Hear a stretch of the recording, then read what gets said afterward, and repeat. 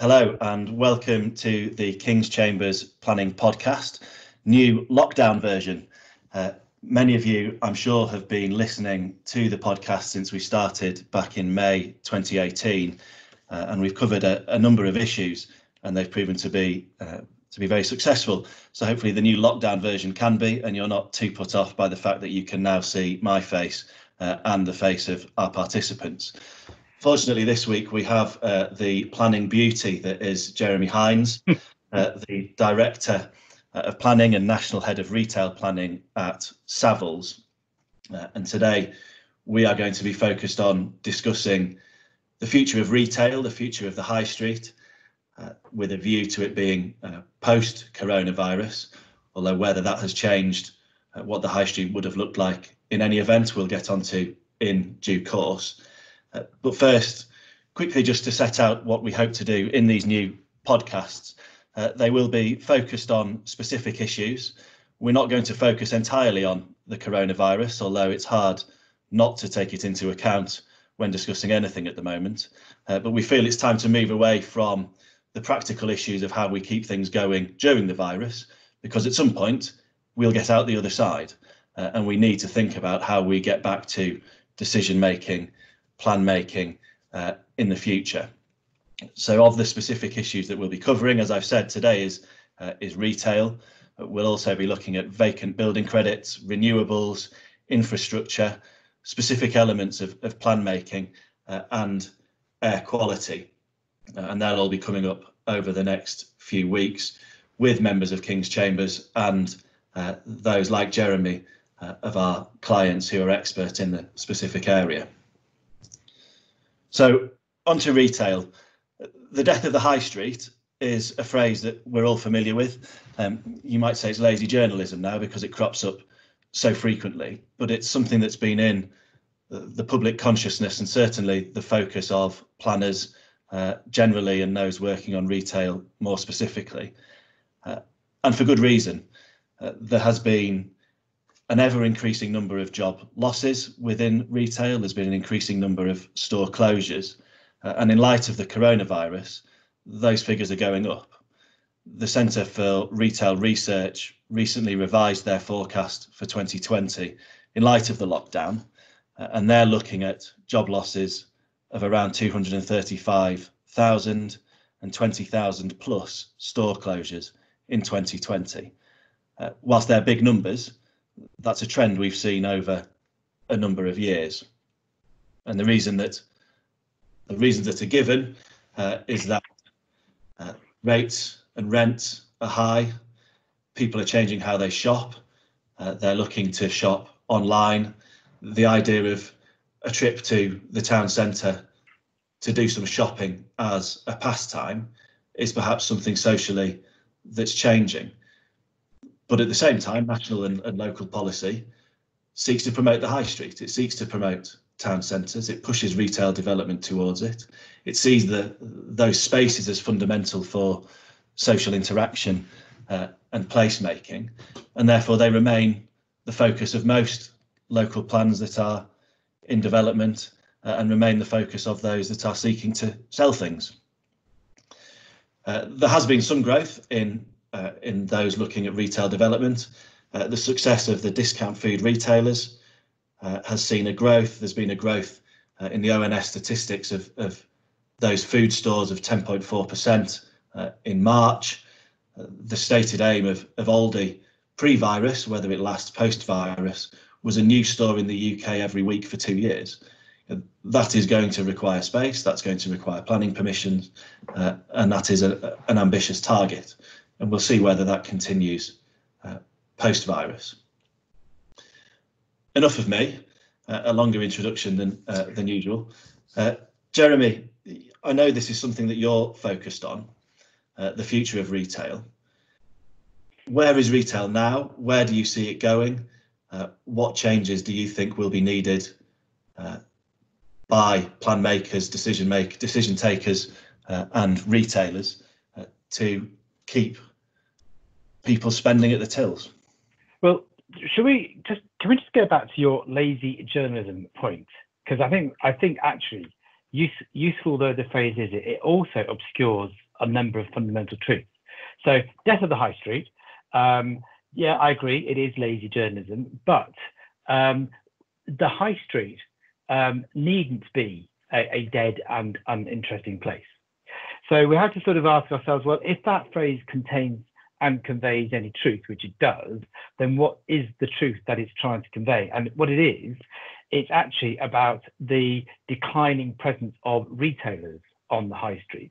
And so the death of the high street has become a term synonymous with the declining presence of retailers. And so that leads you to a further question, which is, well, what's happened there then? To which the answer is, the high street has become characterized as a place where retailers will be as a direct result of a policy-based approach to ensure that the high street is dominated by retailers, shops, essentially. So we've had, not just in the period to counter the so-called threats of out-of-town shopping, but to counter all sorts of so-called threats to shops, we've had a increasingly stringent approach to the loss of shops on high streets. Whether that loss of a shop was a loss of a shop from a retail shop to a bank-style shop or to a food takeaway-style shop, there have been policies after policies that have prevented the loss of shops to any other use. So what you've ended up with is a nation of high streets which are dominated by a single character use, namely a shop. And so as soon as that activity comes under threat, and the nature of why people would go to that shop in the first place happens, once those changes take effect, then you have disproportionate impacts on the high street because they are dominated by one style of use. Mm-hmm. So that's the analysis. So the answer is remarkably straightforward. Inject multiple uses back into the high street, and the high street remains or will return to become a place of activity, interaction, and, broadly speaking, a place where people would therefore want to go. Do you think then that, with one eye on the requirements for all local authorities to have up-to-date plans by 2023, whether that remains in place, we'll see. I feel like it probably will do, because the government is going to want development to take place, the economy to get moving as fast as possible, and local plans will be a fundamental part of that. Are plan makers asking themselves the wrong question then? Are they trying to say, what do we do? What do we need to do to keep the high street alive, i.e. retain shops, rather than how do we make our town centres, small or large, vibrant social spaces? Yeah, I think the question, I want my high street to be dominated by shops, is just about a passable phrase when shopping was done almost exclusively as a physical activity, i.e. I got out of my car, drove to the town centre, got on a bus and went to the town centre. And so whilst that is a process, then it's just about passable as a legitimate form of inquiry. Which it must remain partly. I mean, just on that point, the ONS statistics about online retailing, March this year was, as you'd expect, much higher than normal, but was still only 22.3% of purchases were taking place online. So people do still go to shops, and the majority of shopping takes place in a bricks and mortar shop. But is it rebalancing?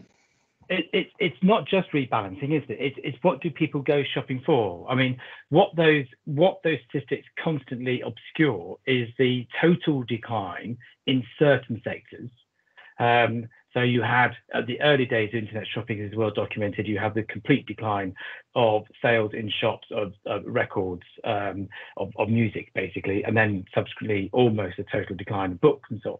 So it's a sector by sector decline. Now you're seeing changes in other areas of shopping activity. There is no doubt that purchasing online will continue to increase, but the rate of increase will slow down. And as people become more and more used to purchasing online, then we can expect to see more and more goods being purchased online. Mm-hmm. So, but that doesn't matter to some extent. I still think there is going to be a place for shops in the high street. What matters more is which high street and which shops, because 20-30% decline in retail expenditure in shops is a significant sum of money. You can't escape that fact. And the reality behind that is that retailers have a job to sell their wares. They don't have necessarily a job to sell their wares from a shop in a specific location. They will choose the location where they can maximize their ability to sell their goods. And that could be a virtual location as well as an actual location. So retailers will be experimenting with all sorts of platforms to ensure that they have as wide an audience as possible, or a wider customer base as possible. But that doesn't translate to having stores in physical locations as they have done before. That will become a reflection upon their new business models as they develop. So local authorities had to ask the question, do they have towns which are still attractive to retailers? Do they have locations or parts of towns which might remain attractive to retailers, and parts of towns which frankly are very unattractive to retailers? The thing that local planners and councillors will understandably be wary of is if you are a smaller centre and you engage with retailers to answer the question about what role retail will have in your town centre, if the answer comes back not much, that's a scary prospect, because that's a significant change for most of these smaller areas, and requires a move away psychologically and policy wise from we must save our shops in the high street to how do we keep these spaces vibrant and alive, which is possible and it can be done, but it's daunting. Like all good consultants, I'm bound to say there's a yes and a no to that. So I think you're talking to a lawyer, and that's who's paying the answer.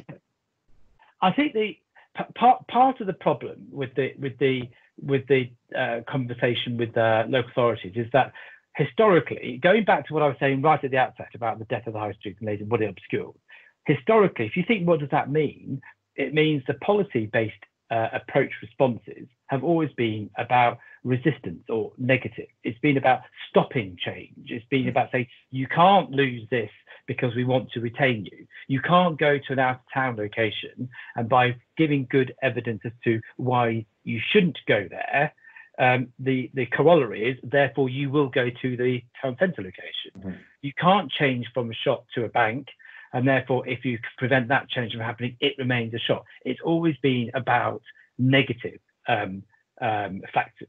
Whereas what we're now talking about is trying to find a positive story. Why should you come to my town centre? So what you're asking is for decision makers, local authorities, members of local authorities at voter level as well, all to engage in a much more constructive and rounded conversation about what can I do, or what can we do together to make our town centre an attractive location for you, Mr. Retailer or Mrs. Retailer, to come in. Now, that's a debate that doesn't really take place. Even now, when local authorities are becoming increasingly aware that they need to create a vibrant space for their town centre, whatever that might mean, it's not often the case that there's a direct engagement with the retailers and what it is that they want to see and what they are prepared to invest in. And I think if there is a challenge in what you're just saying, the challenge might be to how do you then respond as a decision maker, as a custodian of your town centre, as it were, whether you're an elected member or an official, as a custodian of that centre. What do you then do when somebody tells you, we're just not interested in investing in you? You're just not the right sort of place. We don't want to come here. That's the challenge. And I think that there is a possibility that some custodians know that's what they're going to hear, and they just don't want to hear that. So the easiest way to avoid it is simply don't ask the question. But the consequence of that is we don't move away from this idea of death on the high street. You still have boarded up shops because you still end up with policies that say this area can only be used for shop fronts. This is all protected. And and you're not looking to enable the change and take the positive approach that you're talking about.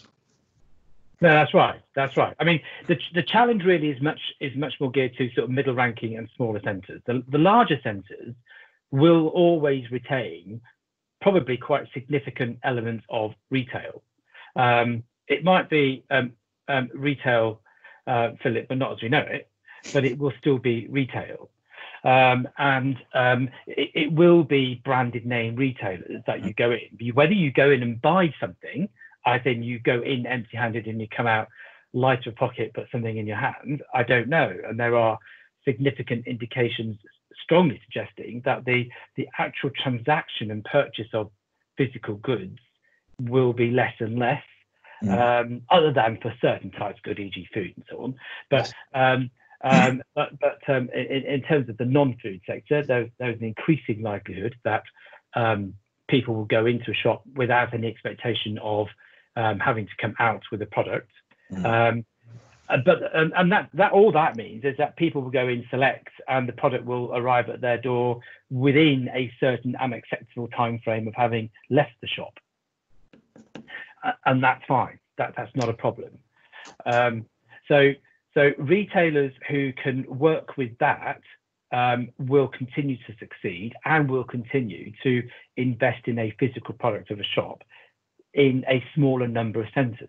So the real challenge is to those centres which are not the larger centres, and identifying what they are is probably the job of some consultants to help local authorities understand where they sit in the broader mindset of rankings amongst those prepared to invest, and what are the consequences to them of wanting to change the nature of activity that takes place in the centre.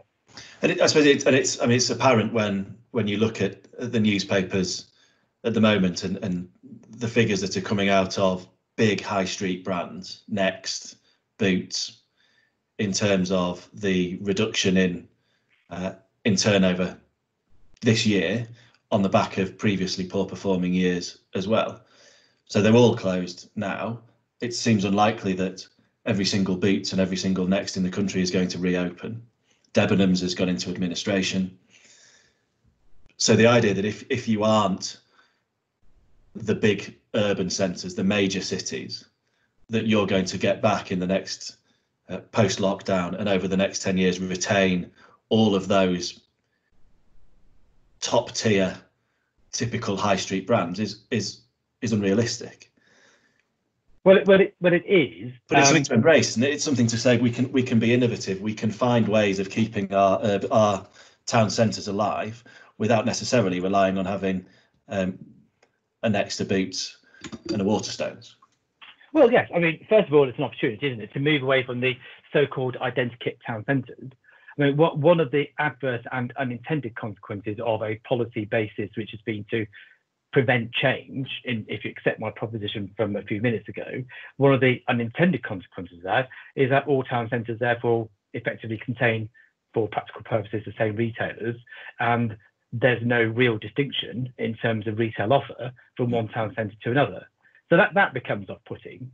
So if retailers themselves saying, well, I don't need that level of presence, it gives an opportunity to the custodians again, it gives them an opportunity to rethink how they want to brand up their own town centre and move away from the identikit solution, which I think is a great opportunity. The trouble with that, it's an easy thing for me to say. The trouble with it is it obscures another truth, which is it's very, very expensive to set up a shop. The reason we have national branded retailers is because the sheer economies of scale that you drive from that is a fundamental part of the retail model, business model. It takes a long time to develop a national brand, a very long time. If you look at the length of how many years, decades, and over a century, in most cases, some of those brands have had to build up their profile.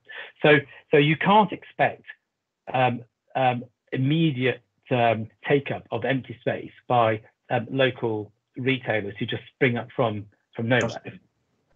So there's an immediacy about this, that local authorities have to accept that a boarded up shop isn't suddenly going to become an attractive proposition to a local previously non-existing business. That's just not going to happen overnight. So the local authorities have to work with who their catchment population is, who the local businesses are, and what can they do to help open up empty space. And part of that question is it a retail space? Is it still continuing a role as a retail opportunity? Yes or no? And the environment for local authorities, or the national policy context that enables local authorities, is there. The framework talks of flexibility, creating conditions in which businesses can invest, expand and adapt. It talks about investment in infrastructure.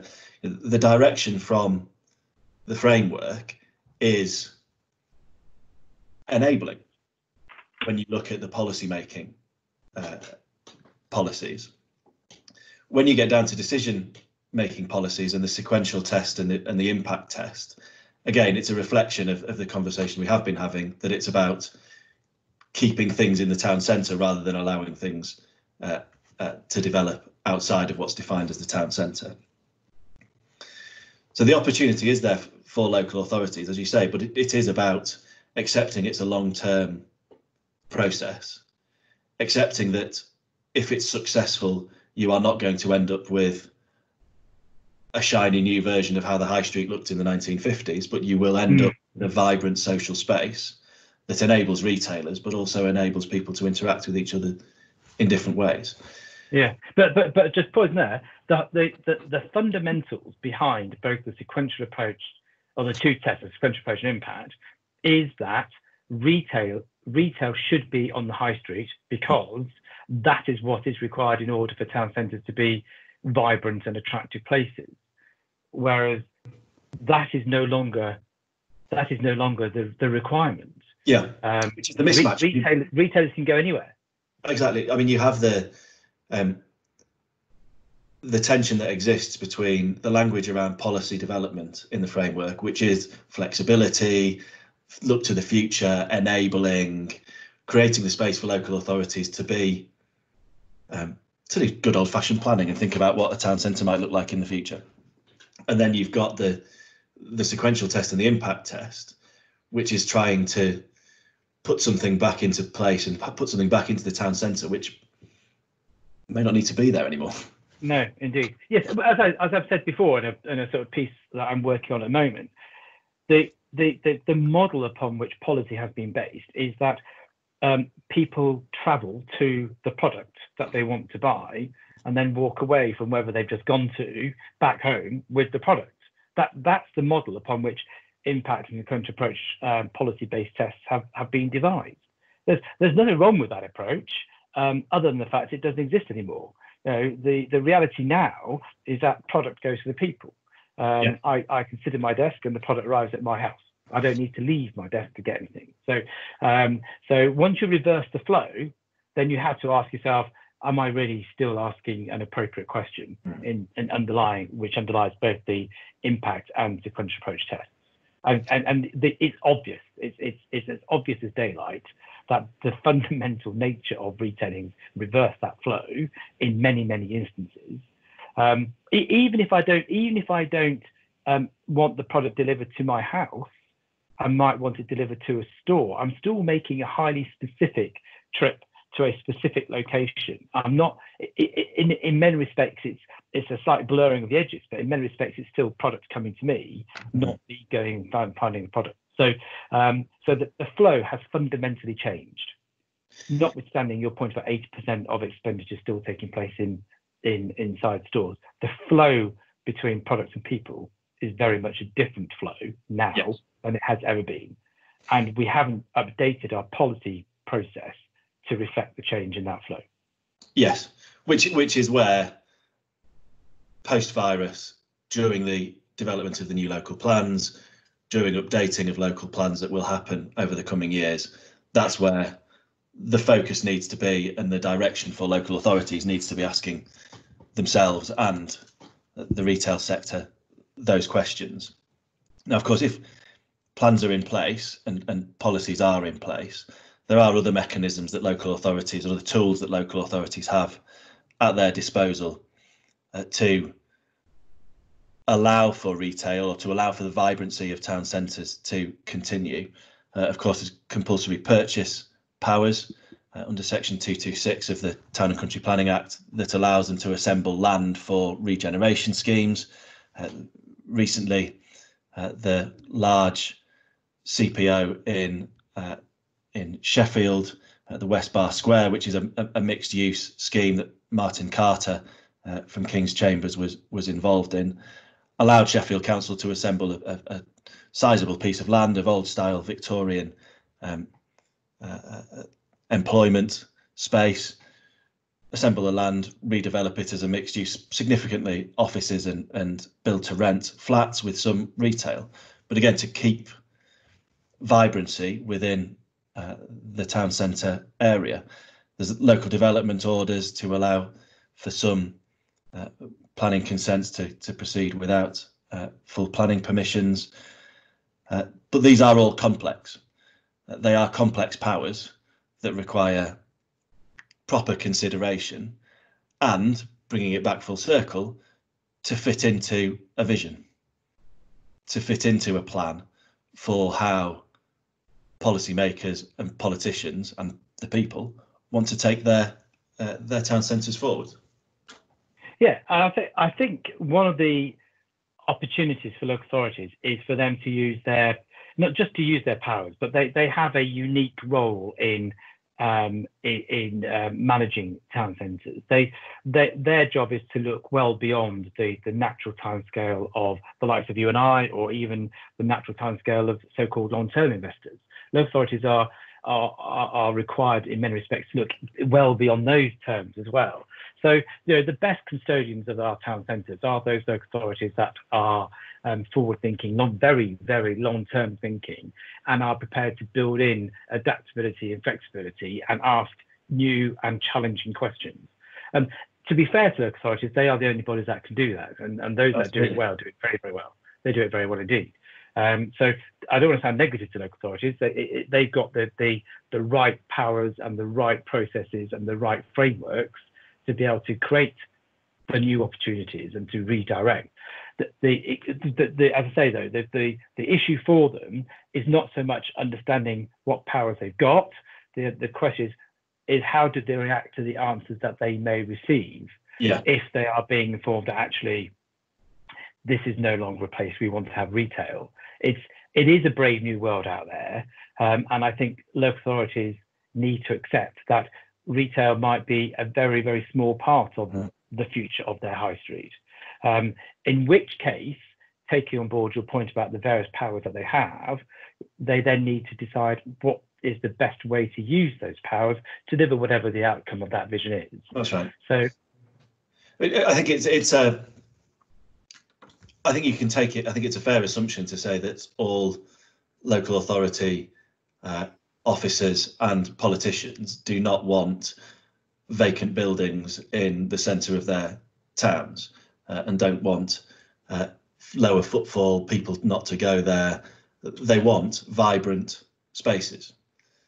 It's like you say, as you say, it's reacting to the answer that the vibrant space of your town centre may not be led by retail, and it may require more blue sky thinking with a role for retail and a discussion to be had with retailers, but it needs a vision that perhaps can move along from the idea that one street had your butcher, baker, candlestick maker and was your Saturday afternoon trip out for the family.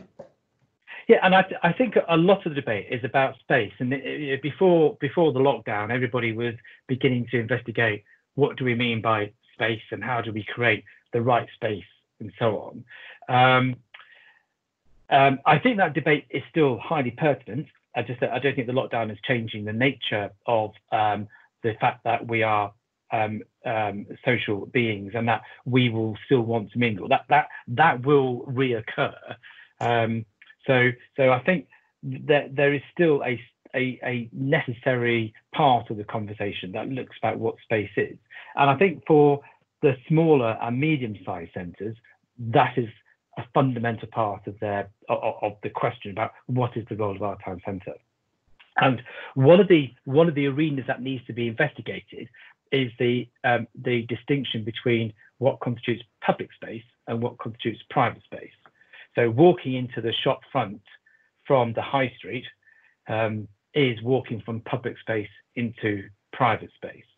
What I think what is needed is for that distinction to be blurred and in some cases potentially extinguished.